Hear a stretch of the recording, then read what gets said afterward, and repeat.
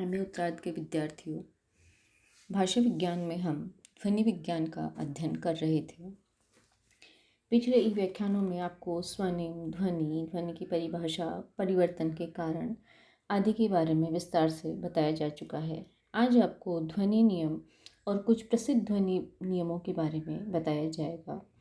इस व्याख्यान में ध्वनि क्या है और ध्वनियों में परिवर्तन होते हैं और कैसे नियम बन जाते हैं, उनका आज आपको विस्तार से इसमें बताया जाएगा। विद्यार्थियों, आप जानते हो कि भाषा परिवर्तनशील है। भाषा में परिवर्तन होता है और वो जो परिवर्तन होते हैं, उन परिवर्तनों के कारक क्या होते हैं, परिवर्तन कैसे प्रारंभ होते हैं भाषा में। ध्वनि, पद, वाक्य, अर्थ कहीं भी कोई अपरिवर्तित नहीं होता। एक लंबी प्रक्रिया में, लंबी कालावधि में इनमें परिवर्तन होता है और फिर उन पर नियमों के आधार पर अध्ययन किया जाता है भाषा चिंतकों के द्वारा, वैज्ञानिकों के द्वारा। ध्वनि नियम क्या है, आपको इसके बारे में पहले एक सामान्य जानकारी दे दी जाए कि ध्वनि नियम किसे कहते हैं। किसी विशिष्ट भाषा की कुछ विशिष्ट ध्वनियों में किसी विशिष्ट काल और कुछ विशिष्ट दशाओं में हुए परिवर्तन या विकार को उस भाषा का ध्वनि नियम कहते हैं। पुनः सुनिए, ध्वनि नियम की परिभाषा क्या हो सकती है। किसी विशिष्ट भाषा की कुछ विशिष्ट ध्वनियों में किसी विशिष्ट काल और विशिष्ट दशाओं में हुए नियमित परिवर्तन या विकार को उस भाषा का ध्वनि नियम कहते हैं। विद्यार्थियों, इस परिभाषा में 4 बातें आई हैं। पहला ये कि ध्वनि नियम किसी भाषा विशेष का ही होता है। एक भाषा के ध्वनि नियम को दूसरी भाषा पर लागू नहीं कर सकते। उदाहरणार्थ, अंग्रेजी के अधिकतर शब्दों में अंतिम जो आर होता है उसका उच्चारण नहीं किया जाता है, जैसे फादर, कार, पर हिंदी में इसे लागू नहीं किया जा सकता। दूसरी बात, एक ही भाषा की सभी ध्वनियों पर भी ये नियम लागू नहीं होता। कुछ विशिष्ट ध्वनियों पर या ध्वनि वर्ग पर ही यह लागू होता है। तीसरी बात है, ध्वनि नियम का भी एक विशिष्ट काल होता है, विशिष्ट समय होता है। किसी विशिष्ट भाषा के किसी विशिष्ट काल में कोई विशिष्ट ध्वनि यूं ही परिवर्तित नहीं हो जाती है, उनके लिए विशिष्ट दशा या परिवर्तन की भी आवश्यकता पड़ती है। इस तरह से विशिष्ट भाषा, विशिष्ट ध्वनियाँ, विशिष्ट काल और विशिष्ट दशा, इन 4 का इसमें कारण दिया गया है। 4 कारक होते हैं ध्वनि नियम में। अब ध्वनि नियमों में सबसे पहले जो है वो कुछ प्रसिद्ध ध्वनि नियमों के बारे में आपको आज बताया जाएगा। ध्वनि नियम में सबसे प्रसिद्ध नियम है ग्रिम नियम।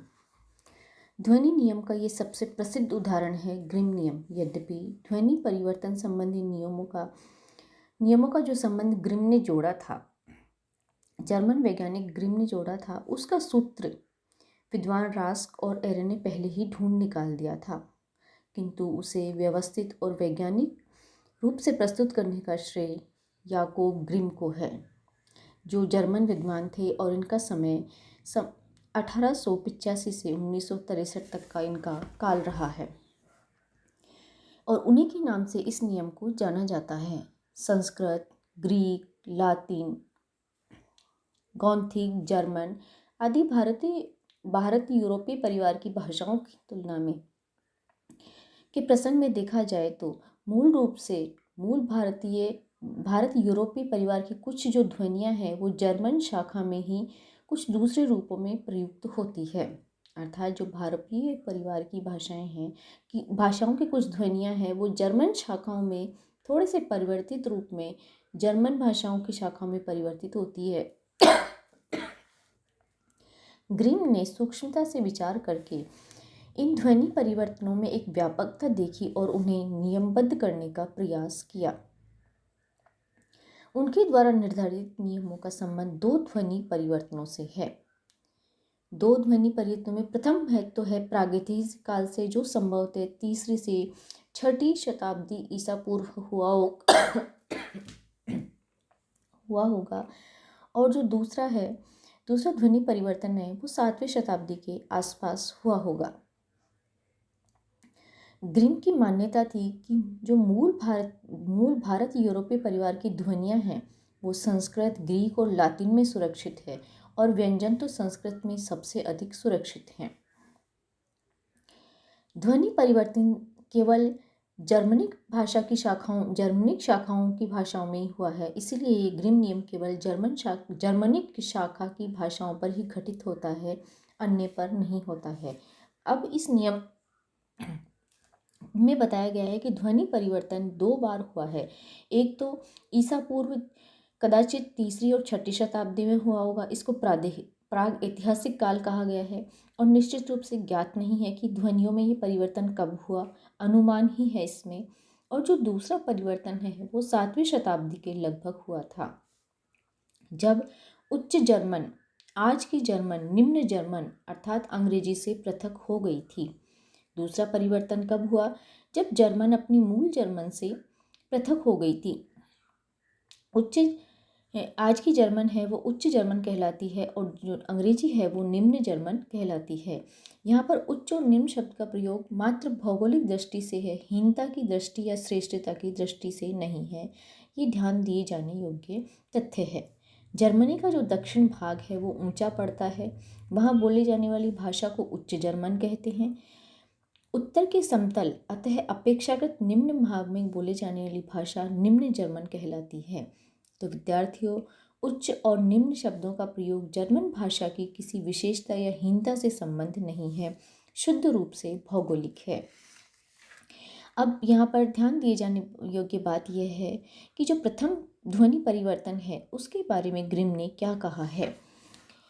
ग्रिम कहते हैं कि जो मूल भारोपीय परिवार के वर्ण हैं और जो जर्मन हैं उनमें किस भांति से परिवर्तन हुआ है। उन्होंने कहा है कि जो प्रथम वर्ण परिवर्तन के मूल में भारोपीय परिवार के कुछ स्पर्श परिवर्तित हो गए थे, कुछ स्पर्श व्यंजन परिवर्तित हो गए थे, जिन्हें उन्होंने एक तालिका के माध्यम से स्पष्ट किया है कि भारोपीय मूल भाषा के जो घोष महाप्राण थे, घोष महाप्राण स्पर्श व्यंजन घ ग भ आदि जर्मन में जाकर के घोष अल्प प्राण हो गए, ग द ब हो गए। भारोपीय मूल में जो घोष अल्प प्राण ध्वनियाँ थी ग द ब व जर्मन में जाकर के घोष अल्प प्राण क त प हो गई।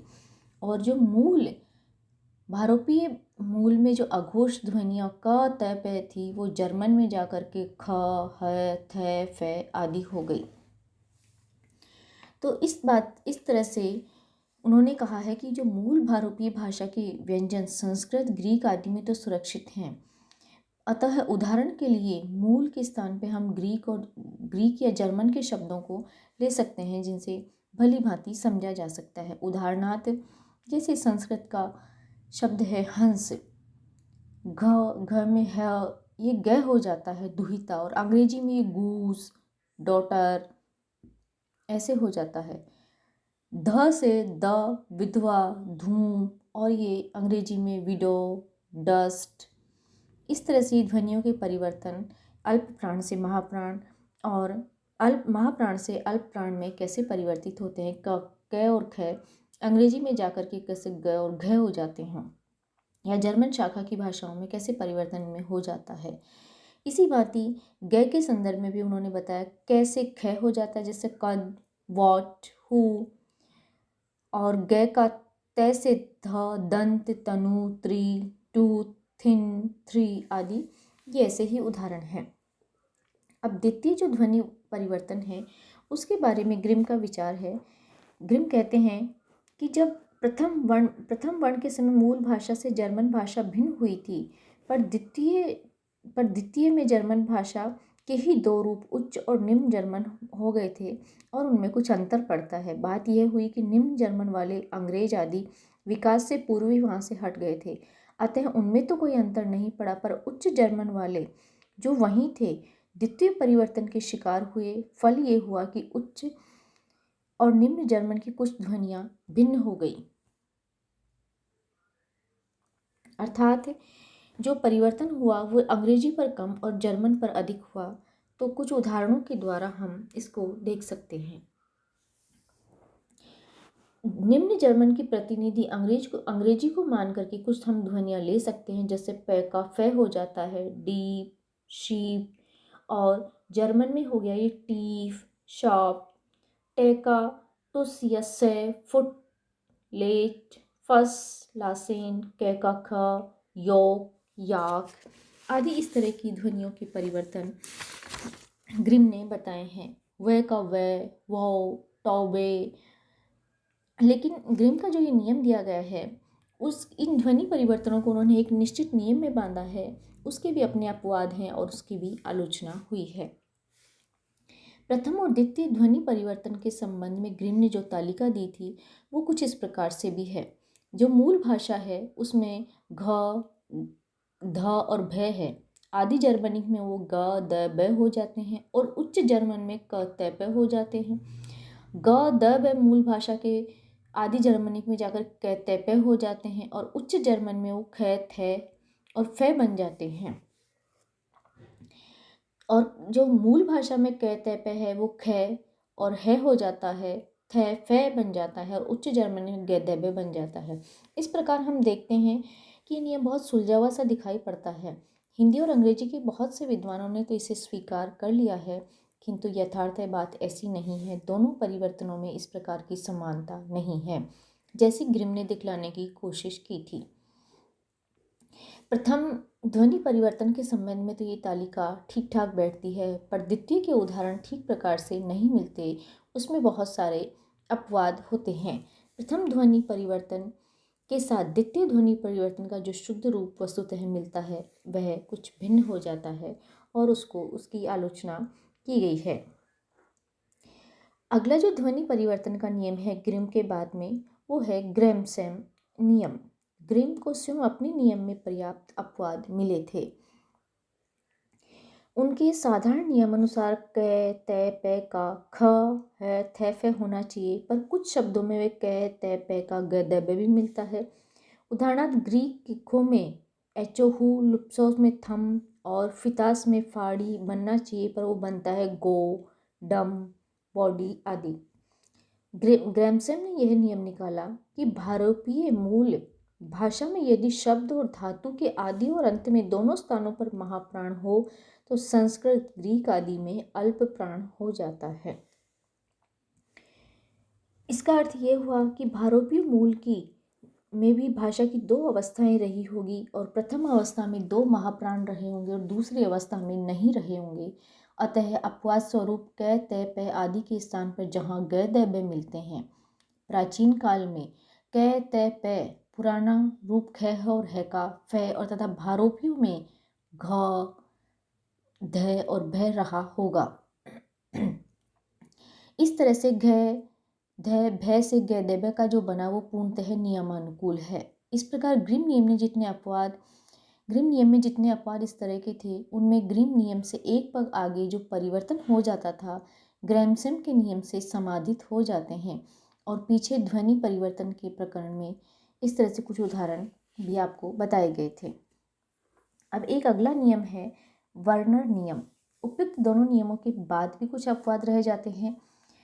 विद्वान वर्नर ने यह पता लगाया कि ग्रिम नियम बलाघात पर आधारित है, एसेंट पर आधारित है। मूल भाषा में क, त, प के आदि के पूर्व यदि बलाघात हो तो ग्रिम नियम के अनुसार ध्वनि परिवर्तन हो जाता है। अर्थात जो अपवाद है वो ये कि मूल भाषा में क, त, प में यदि पूर्व में बलाघात हो तो ही ग्रिम नियम के अनुसार परिवर्तन होता है। यदि स्वराघात क, त, प के बाद आने वाले स्वर पर हो तो परिवर्तन एक पग और आगे ग्रैमसन की भांति ग, द, ब हो जाता है। अर्थात जो संस्कृत है उसमें सप्त है और गौथिक में वो सिबुन हो जाता है, संस्कृत में शतम है वो गौथिक में हुंड हो जाता है। ग्रिम ने यह भी कहा था कि स के लिए स ही मिलता है, पर कुछ उदाहरणों में स के स्थान पर र भी मिलता है। इसके लिए वर्णन ने स्वराघात का ही कारण बताया है। स से पूर्व स्वराघात हो तो स रहेगा, पर यदि बाद में हो तो वह र बन जाएगा। तो विद्यार्थियों, ये कुछ विशिष्ट ध्वनि नियम थे, ध्वनि परिवर्तन थे, जिसमें ध्वनियों के बारे में ग्रैमसन, वर्णन आदि ने कुछ अपने निश्चित विचार बताए हैं। अब आगे के ई व्याख्यान में आपको ध्वनि की कुछ और विशेषताओं के बारे में बताया जाएगा। स्वर्णिम विज्ञान या ध्वनिम विज्ञान के बारे में अध्ययन करवाया जाएगा। आप इस ई व्याख्यान को पुनः सुनें और अपने पाठ्य पुस्तक में से इनको पुनः पुनः पढ़ने का प्रयास करें।